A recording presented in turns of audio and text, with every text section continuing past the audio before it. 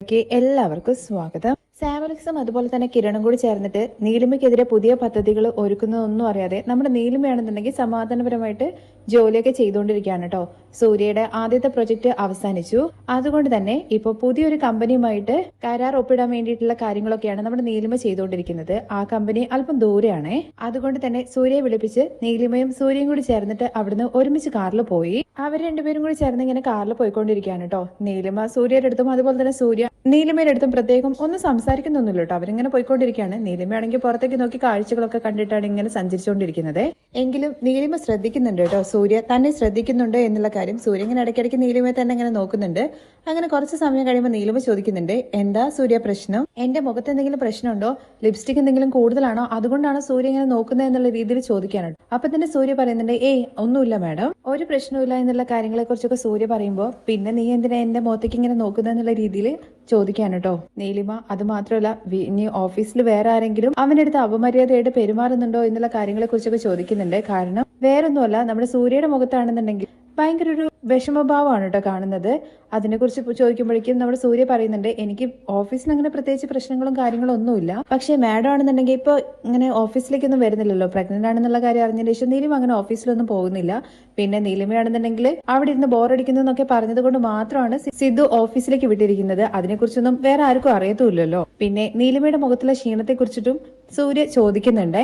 മാഡത്തിന് എന്തെങ്കിലും അസുഖമുണ്ടോ എന്നുള്ള കാര്യം കൂടി കുറച്ച് മടിയോട് കൂടിയിട്ടാണ് കേട്ടോ നമ്മുടെ സൂര്യ ചോദിക്കുന്നത്. അപ്പോഴേക്കും നമ്മുടെ നീലിമയാണെങ്കിൽ ചിരിക്കാണ് കേട്ടോ. സൂര്യ ഇത് ചോദിക്കാനാണോ താൻ ഇത്രയും മടിച്ചിട്ടുണ്ടായിരുന്നത്?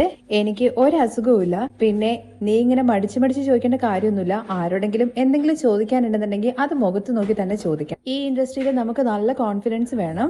അങ്ങനെ ഇല്ല എന്നുണ്ടെങ്കിൽ നമ്മളെ ആരെങ്കിലൊക്കെ ചവിട്ടി താഴ്ത്തിയിട്ട് മുകളിലേക്ക് കയറി പോകുന്നുള്ള കാര്യങ്ങളെ കുറിച്ച് പറയുമ്പോൾ ഇല്ല മാഡം, എനിക്ക് അങ്ങനെ കോൺഫിഡൻസ് കുറവൊന്നുമില്ല. പക്ഷേ മാഡത്തിനോട് സംസാരിക്കാൻ മാത്രം എനിക്ക് എന്തോ ഒരു ചമ്മൽ പോലെ തോന്നാറുണ്ടെന്നുള്ള കാര്യം പറയുമ്പോൾ അതിന്റെയൊക്കെ ആവശ്യം എന്താന്നുള്ള കാര്യം ചോദിക്കാണ് കേട്ടോ നീലിമ. ഞാൻ നിന്റെ ബെസ്റ്റ് ഫ്രണ്ട് അല്ലേ, അതുകൊണ്ട് തന്നെ നീ എന്തിനാ ഇങ്ങനെ മടിക്കുന്നത് ചോദിക്കാനൊക്കെ. നീലിമ അങ്ങനെയും കൂടി പറഞ്ഞത് കേട്ടപ്പോഴേക്കും നമ്മുടെ സൂര്യ കുറച്ചും കൂടി വ്യക്തമായിട്ട് നീലിമയുടെ അടുത്ത് ചോദിക്കാണ് കേട്ടോ. മാഡം കുറച്ചു നാളായിട്ട് ഓഫീസിലേക്കൊന്നും വരുന്നില്ല. മാഡത്തിനാണെങ്കിൽ ഇപ്പൊ ഇടയായിട്ട് നല്ല ക്ഷീണമുണ്ട്. എന്താ പ്രശ്നം മാഡം എന്നുള്ള കാര്യം ചോദിക്കുമ്പോഴേക്കും നമ്മുടെ നീലിമയ്ക്ക് ആകെ എന്തോ പോലെ ആവാണ് കേട്ടോ. നീലിമയെ കുറിച്ച് ഏറെക്കുറെ എല്ലാ കാര്യങ്ങളും സൂര്യക്ക് അറിയാവുന്നത് കൊണ്ട് തന്നെ നീലിമയ്ക്ക് അത് പറയണമെന്നുണ്ട്. പക്ഷേ സൂര്യ അടുത്ത് പറഞ്ഞ് ഇനി വേറെ ആരെങ്കിലും ആ കാര്യങ്ങളെ കുറിച്ച് അറിഞ്ഞു കഴിഞ്ഞു കഴിഞ്ഞാൽ അത് പ്രശ്നമാവും എന്നുള്ള കാര്യം വിചാരിച്ചുകൊണ്ട് നീലിമ സൂര്യയിൽ നിന്നും ആ കാര്യം മറച്ചു വെക്കുകയാണ് കേട്ടോ. സൂര്യ എന്തായാലും ചോദിച്ചു പോയല്ലോ, അതുകൊണ്ട് തന്നെ നീലിമ എന്തെങ്കിലും പറഞ്ഞു ഒഴിയണം എന്നുള്ള മട്ടിൽ പറയുന്നുണ്ട്. എനിക്ക് കുറച്ച് പേഴ്സണൽ കാര്യങ്ങളൊക്കെ ചെയ്തു തീർക്കാനുണ്ടായിരുന്നു. അതിനെക്കുറിച്ചുള്ള കാര്യങ്ങളൊക്കെ ഞാൻ നിന്റെ അടുത്ത് പിന്നീട് പറയാം. ഇപ്പോൾ അതിനുള്ള സമയമായിട്ടില്ല. അത് മാത്രമല്ല, എനിക്ക് കുറച്ച് ഹെൽത്ത് ഇഷ്യൂസും കാര്യങ്ങളൊക്കെ ഉണ്ട്.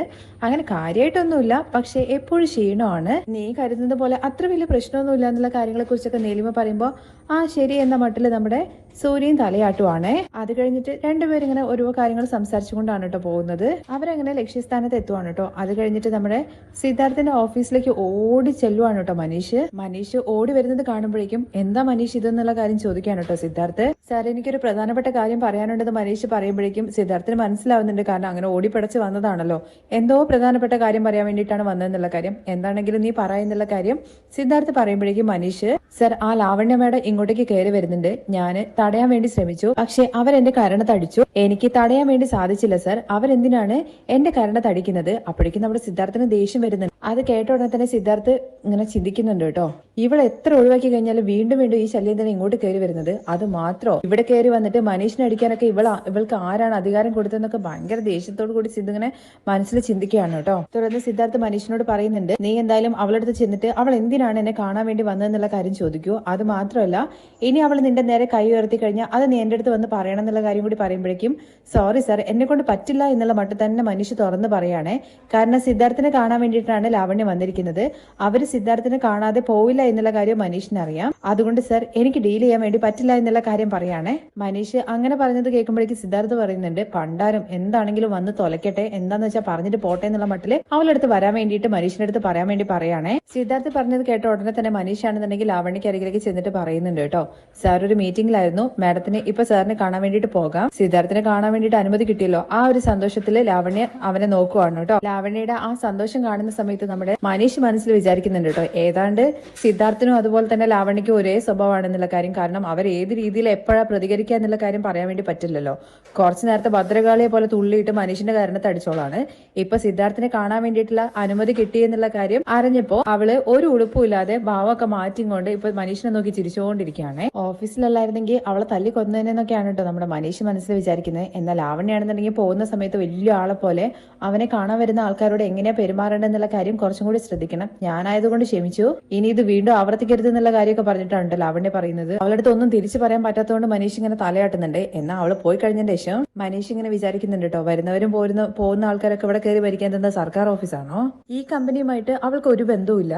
പിന്നെ ഞാനെന്തിനാ അവളെ പേടിക്കുന്നത്? എന്തായാലും കയറി കൊടുക്കട്ടെ, ഇപ്പൊ കണക്കിന് കിട്ടിക്കോളും സിദ്ധാർത്ഥന്റെ അടുത്ത് നിന്നാണ് കേട്ടോ മനീഷ് മനസ്സിൽ വിചാരിക്കുന്നത്. ലാവണ്യ വളരെ സന്തോഷത്തോട് കൂടിയിട്ടാണ് കേട്ടോ സിദ്ധുവിന്റെ റൂമിലേക്ക് കയറി ചെല്ലുന്നത്. സിദ്ധാർത്ഥിനെ കണ്ട ഉടനെ തന്നെ ലാവണ്യ ചോദിക്കുന്നുണ്ട് സിദ്ധാർത്ഥ് സുഖാണോ എന്നുള്ള കാര്യം. എന്നാൽ ലാവണ്യെ കണ്ടിട്ട് സിദ്ധാർത്ഥ് മൈൻഡ് ചെയ്യാത്ത മട്ടില് എന്തൊക്കെയോ ചെയ്തുകൊണ്ടിരിക്കുകയാണ് കേട്ടോ.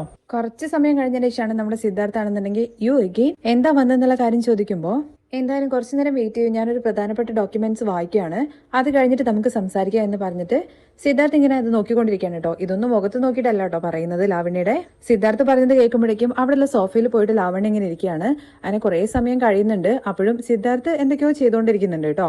ലാവണ്യക്കാണെന്നുണ്ടെങ്കിൽ ലാവണ്യയുടെ ക്ഷമയൊക്കെ നഷ്ടപ്പെടുന്നുണ്ട്. അങ്ങനെ കുറെ നേരം കഴിഞ്ഞതിന് ശേഷമാണ് കേട്ടോ സിദ്ധാർത്ഥ് ചോദിക്കുന്ന ലാവണ്യയുടെ അടുത്ത്, അല്ല നീ എന്തിനാണ് വന്നത് എന്നുള്ള കാര്യം. ഒന്നുമില്ല സിദ്ധാർത്ഥ്, എനിക്ക് നിന്നെ കാണാൻ വരണമെന്നുണ്ടെങ്കിൽ പ്രത്യേകിച്ച് അങ്ങനെ റീസൺ ഒന്നും വേണ്ടല്ലോ, ഞാൻ ഓഫീസിൽ പോകുന്ന വഴിയായിരുന്നു. നീ എന്ത് കഴിക്കും കഴിക്കില്ല എന്നുള്ള കാര്യം എനിക്ക് അറിയാവുന്നത് കൊണ്ട് തന്നെ ഞാൻ സ്പെഷ്യൽ ബിരിയാണി ഉണ്ടാക്കി കൊണ്ടുവന്നു എന്നുള്ള കാര്യം പറഞ്ഞുകൊണ്ട് ആ ഉണ്ടാക്കി കൊണ്ടുവന്ന ഭക്ഷണം എടുത്ത് നേരെ നമ്മുടെ സിദ്ധാർത്ഥിന്റെ ടേബിളിലേക്ക് വെക്കുകയാണ് കേട്ടോ ലാവണ്യ. സിദ്ധാർത്ഥാണെന്നുണ്ടെങ്കിൽ കണ്ടിട്ട്, എന്താ ഇത്, നീ എന്തിനാ എനിക്കുള്ള ഭക്ഷണമൊക്കെ ആയിട്ട് വരുന്നത്? അതൊക്കെ ചെയ്യാൻ നീ എന്റെ ആരാണ്? എനിക്ക് ബിരിയാണി ഒന്നും വേണ്ട, ഞാൻ ലഞ്ച് ഓൾറെഡി കഴിച്ചതാണ്, ഇതൊക്കെ എടുത്തോണ്ട് പോ. അത് മാത്രമല്ല ഇനി എന്റെ ഓഫീസിലേക്ക് കയറി വന്നിട്ട് ആവശ്യമില്ലാതെ ഷോ ഓഫ് കാണിക്കാനൊന്നും നിൽക്കരുത്. അപ്പോഴേക്കും ലാവണ്യക്ക് ആകെ വിഷമാവുന്നുണ്ട് കേട്ടോ. ലാവണ്യ എത്ര പുറകെ നടന്നിട്ടും സിദ്ധാർത്ഥ് അവളൊന്ന് നോക്കു പോലും ചെയ്യുന്നില്ലല്ലോ. അത് മാത്രോ, രാവിലെ ഒരുപാട് കഷ്ടപ്പെട്ടിട്ട് ഉണ്ടാക്കിക്കൊണ്ടുവന്ന ബിരിയാണിയാണ്. സിദ്ധാർത്ഥ് അതൊന്ന് തുറന്നു നോക്ക പോലും ചെയ്തില്ല.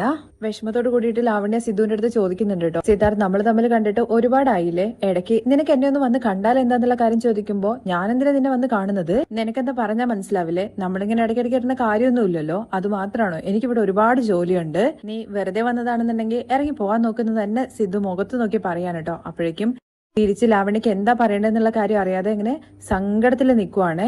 അത് കഴിഞ്ഞ് വീട്ടിൽ പോയ കാര്യത്തെക്കുറിച്ച് ലാവണ്യ പറയാൻ കേട്ടോ, സിദ്ധു ഞാൻ നിന്റെ വീട്ടിൽ പോയിട്ടുണ്ടായിരുന്നു, അപ്പൊ അമ്മ പറഞ്ഞു നീ ഇപ്പോ വീട്ടിലേക്കൊന്നും അങ്ങനെ വരാറില്ല എന്നുള്ള കാര്യത്തെക്കുറിച്ച്.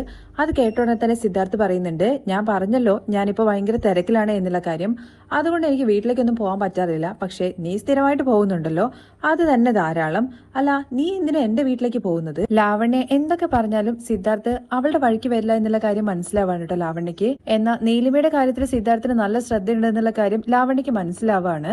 അത് കഴിഞ്ഞ് ലാവണ്യ പറയുന്നുണ്ട്, എനിക്ക് മനസ്സിലായി നീ ഹേമന്തിനെ പോലും ഇപ്പൊ കാണാനൊന്നും പോകുന്നില്ലല്ലോ, അപ്പൊ നീ എത്രമാത്രം തിരക്കിലാണ് എന്നുള്ള കാര്യം. പിന്നെ സിദ്ധാർത്ഥ് നിനക്ക് എന്ത് സഹായം വേണമെന്നുണ്ടെങ്കിലും ഞാൻ ചെയ്തു തരാം, എനിക്കും അറിയാവുന്ന കാര്യങ്ങളാണല്ലോ, നീ എന്നെ ഏൽപ്പിച്ചാൽ മതി, ഞാൻ ചെയ്തു തരാം എന്നൊക്കെ പറയുമ്പോഴേക്കും സിദ്ധാർത്ഥ് പറയുന്നുണ്ട്, എന്റെ ജോലികളൊന്നും അങ്ങനെ വേറെ ആരെ ഏൽപ്പിക്കുന്നത് എനിക്ക് ഇഷ്ടമല്ല, അത് ഞാൻ തന്നെ ചെയ്യുന്നതാണ് എനിക്ക് ഇഷ്ടം. അതും ദേഷ്യത്തോടാണ് പറയുന്നത്. സിദ്ധാർത്ഥിന്റെ സംസാരം കേൾക്കുമ്പോൾ ലാവണ്യക്കും ഭയങ്കരമായിട്ട് ദേഷ്യം വരുന്നുണ്ട്. പക്ഷേ സിദ്ധാർത്ഥിന്റെ മുമ്പിൽ അവൾ ആ ദേഷ്യം കാണിക്കുന്നില്ല. അങ്ങനെ അവൾ ദേഷ്യം കാണിച്ചിട്ടുണ്ടെന്നുണ്ടെങ്കിൽ ഉറപ്പായിട്ടും സിദ്ധു ആണെന്നുണ്ടെങ്കിൽ അവിടെ നിന്ന് അടിച്ച് പുറത്താക്കുകയും ചെയ്യും. അത് അവൾക്ക് നന്നായിട്ട് അറിയാം. വീണ്ടും ലാവണ്യ പറയുന്നത്, ഞാൻ മറ്റൊന്നും ഉദ്ദേശിച്ച് പറഞ്ഞതല്ല, ഞാൻ വീട്ടിൽ വെറുതെ ഇരിക്കുകയാണല്ലോ, അതുകൊണ്ട് സിദ്ധുവിന് എന്ത് ഹെൽപ്പ് വേണമെങ്കിലും ചെയ്യാ എന്നുള്ള കാര്യമാണ് ഞാൻ ഉദ്ദേശിച്ചതെന്ന് ലാവണ്യ പറയുമ്പോഴേക്കും, നീ വീട്ടിൽ വെറുതെ ഇരിക്കുകയാണെന്നുണ്ടെങ്കിൽ വേറെ എന്തെങ്കിലും ജോലി ചെയ്യാൻ വേണ്ടി നോക്ക്, പിന്നെ നീ എന്തിനാ എന്റെ കാര്യത്തിൽ ഇത്രയും കരുതലൊക്കെ കാണിക്കുന്നത്?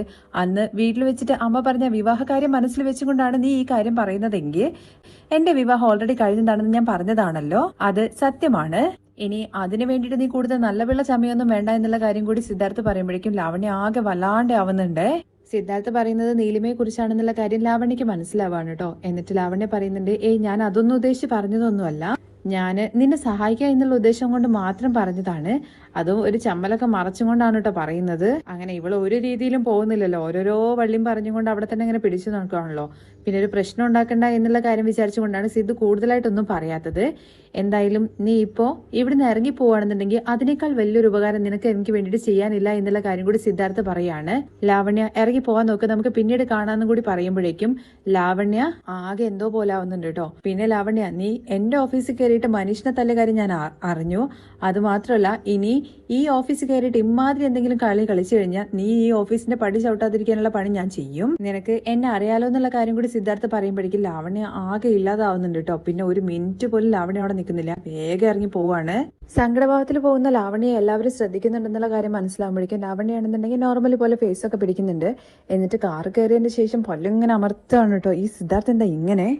അവൻ എന്നെ സ്നേഹിച്ചാൽ എന്താണ്, അവനെ നീലിമയെ മനസ്സിലാക്കാൻ പറ്റുന്നുണ്ടല്ലോ, എന്നെ മനസ്സിലാക്കാത്ത എന്താണ്? അവന്റെ മനസ്സ് മാറിയെന്ന് വിചാരിച്ചിട്ടാണ് അവൾ അവനെ കാണാൻ വേണ്ടി വന്നത്. എന്നാൽ സിദ്ധാർത്ഥിന്റെ മനസ്സ് ഒട്ടും മാറിയിട്ടില്ല. ഈ മനമാറ്റം ചിലരോട് മാത്രമാണല്ലേ ഉള്ളത്? ഈ നീലിമയുടെ കയ്യിൽ എന്ത് മാജിക് ആണുള്ളത്?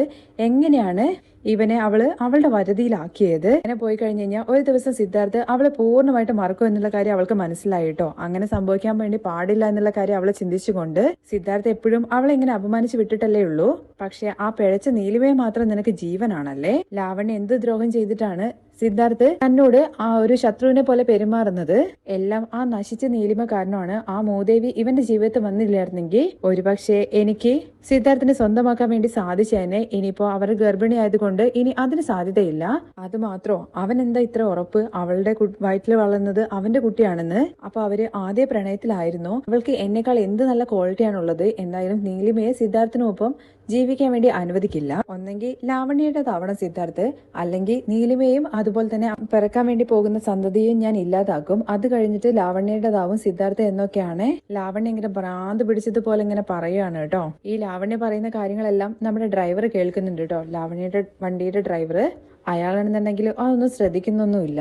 അവളെന്തോ ഭാവിച്ച് എന്തോ പ്ലാൻ ചെയ്തതുപോലെ വണ്ടി മുന്നോട്ടെടുക്കാൻ വേണ്ടിയിട്ട് ഡ്രൈവറുടെ അടുത്ത് പറയാനോട് ചെയ്യുന്നത്. എന്തായാലും നീലിമയ്ക്കെതിരായിട്ടുള്ള എന്തെങ്കിലും ഒരു പദ്ധതി ആയിരിക്കും ലാവണ്യ പ്ലാൻ ചെയ്തിട്ടുണ്ടാവുക. അതിന്റെ വിശേഷങ്ങളൊക്കെ നമുക്ക് അടുത്ത അധ്യായത്തിൽ കേൾക്കാൻ സാധിക്കുന്നതാണ്. ബാക്കി വിശേഷങ്ങൾ കേൾക്കാൻ താല്പര്യം ഉണ്ടെന്നുണ്ടെങ്കിൽ നെക്സ്റ്റ് എപ്പിസോഡിൽ നിന്ന് കമന്റ് ചെയ്യണേ.